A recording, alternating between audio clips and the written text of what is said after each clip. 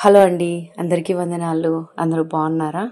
మరొక ఆలోచనతో మీ ముందుకు రావడానికి ప్రభువు చూపిన కృపను బట్టి నేను ప్రభువుని స్తుతిస్తా ఉన్నాను. దేవుడు మనందరినీ ఈ లోకంలో గృహ నిర్వాహకులుగా ఉంచారు. గృహ నిర్వాహకులుగా ఉండడం అంటే దేవుడు మనల్ని ఈ లోకాన్ని కాపాడడానికి, ఏలడానికి, దేవుడు మనకిచ్చిన ఈ సృష్టి విషయంలో బాధ్యత కలిగి ఉండడానికి దేవుడు మనల్ని ఈ సృష్టిలో భాగం చేశారు.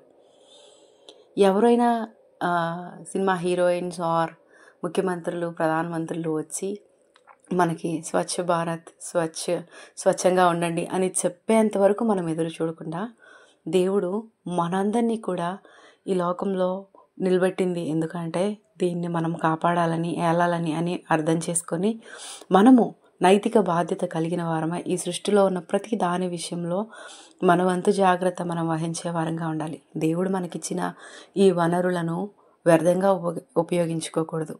అది వాటర్ అయినా కానీ, అడవులైనా కానీ, చెట్లైనా కానీ, దేవుడు మనకిచ్చిన పరిసర ప్రాంతాలు ఏవైనా కానీ వాటన్నిటి విషయంలో దేవునికి మనం తప్పక లెక్క అప్పచెప్పవలసిన వారంగా ఉన్నాము అని గుర్తుపెట్టు.